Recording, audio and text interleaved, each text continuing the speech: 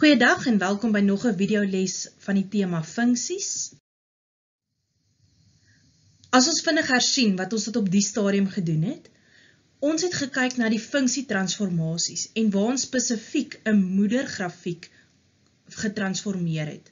Onthou die moederfunksies het ons gekry die lineêre funksie was y is gelyk aan x, die kwadratiese funksie of die parabool is y is gelyk aan x kwadraat, die hyperbool was y is gelyk aan 1 gedeel deur x en eksponensiële funksie was y is gelyk aan b tot die mag x. Hierdie 4 vergelykings staan bekend as die moederfunksies. Nou ons kon by elke moederfunksie gekyk het ons gekyk na die vorm en oriëntasie wat deur die a veranderlike bepaal word, 'n horisontale skuif deur die p veranderlike en 'n vertikale skuif deur die q veranderlike. Vir die vorm en oriëntasie het ons gesien as a groter is as 0, positief, dan het ons die oorspronklike funksie, en indien hy kleiner as 0 is, reflekteer die oorspronklike funksie in die x-as. Vir 'n horisontale skuif, as p groter as 0 is, dan skuif hy na links, en p kleiner as 0 skuif na regs. Vir die vertikale skuif, q groter as 0, skuif hy opwaarts, en kleiner as 0 skuif hy afwaarts.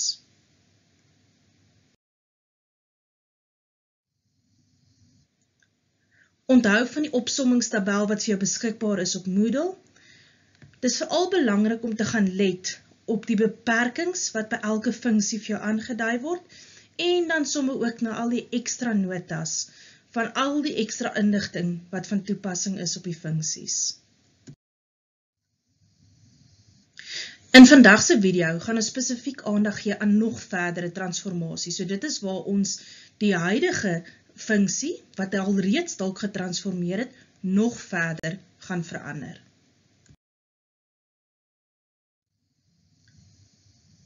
Ons kry te doen met 3 tipes transformasie of veranderings wat ons nou in 'n funksie kan doen. Maar dit is belangrik om daarop te let, 'n parabool bly 'n parabool en 'n hyperbool bly 'n hyperbool.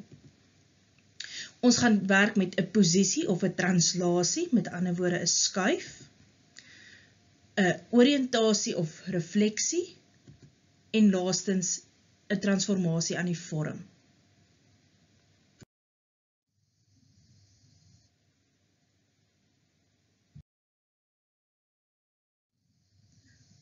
Kom ons kyk nou eerstens na die posisie of die translasie tipe transformasie wat ons kan kry.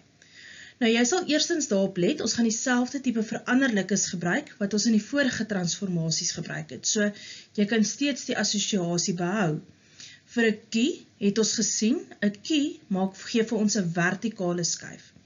Maar nou is dit belangrik om daarop te let, dat ons gebruik nou 'n formule van 'n funksie, so jy het reeds 'n funksievergelyking, wat ons nou verder gaan verander.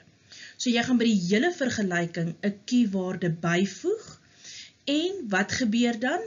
As q groter is as 0, dan skuif hy boontoe die hele grafiek, en kleiner as 0, dan skuif die hele grafiek ondertoe. In die geval waar 'n p direk by die x getel word, so let op dat die p in die hakkie van jou funksie staan. So ek sal voorstel dat jy weer na die heel eerste video gaan kyk vir die verskillende funksienotasies en hoe dit werk, om net die skryfwyse te gaan hersien. Goed, maar wanneer 'n p direk by die x getel word, kry ons 'n horisontale skuif. Die hele grafiek skuif na links, wanneer p groter is as 0, en na regs, wanneer p kleiner is as 0.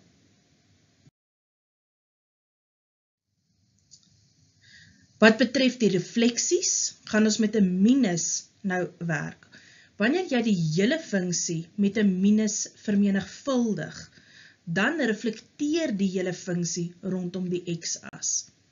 So die feit dat jy die hele funksie met 'n minus vermenigvuldig, beteken dat elke term in jou funksie se teken gaan verander. Wanneer ons egter net die x, so in die hakkies, net die x met 'n minus gaan vermenigvuldig, dan kry ons 'n refleksie in die y-as.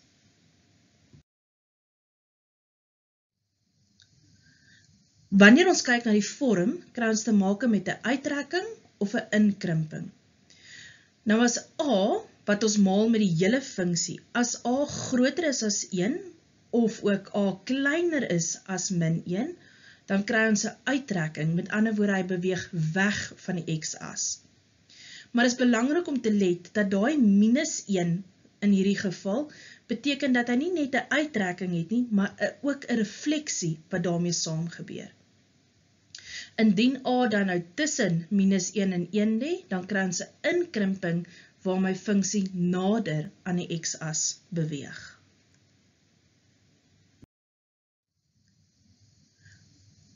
Opgesom, die 3 tipes transformasie, die posisie of translasie, tweedens die oriëntasie of refleksie, en derdens die vorm. Maak seker jy ken hierdie verskillende vorme baie goed, en dat jy dit kan toepas en selfs woordeliks kan beskryf. Kom ons kyk na die volgende voorbeeld. Die funksie fx is gelyk aan 3 gedeel deur x plus 2 word vir ons gegee. Dis belangrik om daarop te let, dat dit nie nodig is vir jou om die funksie te gaan skets nie, behalwe indien hulle dit spesifiek vra nie. Maar ek gaan vir hierdie voorbeelde wel die sketse teken, sodat jy grafies mooi kan sien wat met elke transformasie gebeur. Die vraag in hierdie geval elke keer gaan wees, bepaal die vergelyking van gx en beskryf die transformasie vanaf f, die oorspronklike funksie, na die nuwe funksie g in woorde. So vir die eerste ene kry ons dat gx is gelyk aan fx, so sien mooi die fx in rooi daarso, verwys na ons oorspronklike funksie, die oorspronklike funksie plus 1. Nou voor ons die vergelyking kry, kom ons beskryf dit eers in woorde. Fx plus 1 wys vir my op 'n vertikale skuif met 1 eenheid na bo. Kom ons kry nou die vergelyking, so in die plek van die fx vervang jy die oorspronklike funksie, en sit dan nog plus 1 by, en dan onthou altyd, vergelykings moet in hulle eenvoudigste vorm geskryf word, met ander woorde in hierdie geval 3 gedeel deur x plus 3, en daar kan jy dan nou ook sien op die skets, hoe lyk die nuwe funksie in vergelyking met die oorspronklike een, wat in rooi geteken is. Vir die tweede voorbeeld word daar 'n waarde direk by die x getel, so het ons steeds 'n skuif, 'n translasie, maar in hierdie geval 'n horisontale skuif na links met 2 eenhede. So vir hierdie skryfwyse om die vergelyking te kry, gaan ons slegs in die plek van die x van 'n oorspronklike funksie die plus 2 gaan byvoeg, en dan het jy jou nuwe vergelyking en gevolglik die skets wat daarmee saamgaan. So jy sal sien, die hele oorspronklike funksie het nou met 2 eenhede links geskuif, wat beteken ons het nou 'n vertikale asymptoot ook bygekry. Vir die derde voorbeeld sien ons nou dat die hele oorspronklike funksie met 'n minus vermenigvuldig word. So onthou, dit dui aan op 'n refleksie en spesifiek 'n refleksie in die x-as. Maak maar gebruik van hakies, dit help altyd om seker te maak dat jy nie iets mis nie, want onthou elke term se teken gaan nou verander, so as ons hom gaan teken, dan gaan jy sien dat die horisontale asymptoot wat ons gehad het, gaan nou deur minus 2 gaan, en dan het hy nou gereflekteer verder rondom die x-as. Vir voorbeeld 4, vermenigvuldig ons nou met die minus net by die x. Met ander woorde, dis steeds 'n refleksie, maar die keer in die y-as.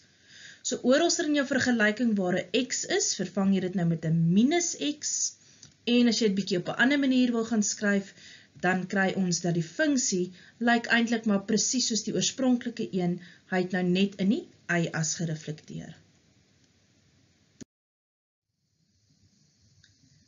Vir die laaste ene vermenigvuldig ons nou die hele oorspronklike funksie met 'n faktor van 4.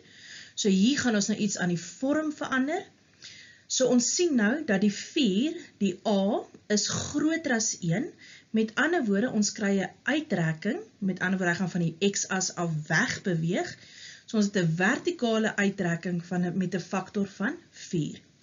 Weereens maak maar gebruik van hakkies, so dis 4 gemaal met die hele oorspronklike funksie, wat ons dan kan vereenvoudig na 12 gedeel deur x plus 8, en as ons dit gaan skets, dan sien ons dat hy heel wat verder weggeskuif van die x-as af, en dat die horisontale asymptoot het ook geskuif, en ons sien ook hierso dat die buiging is ook verder weg van die snypunt van die 2 asymptote.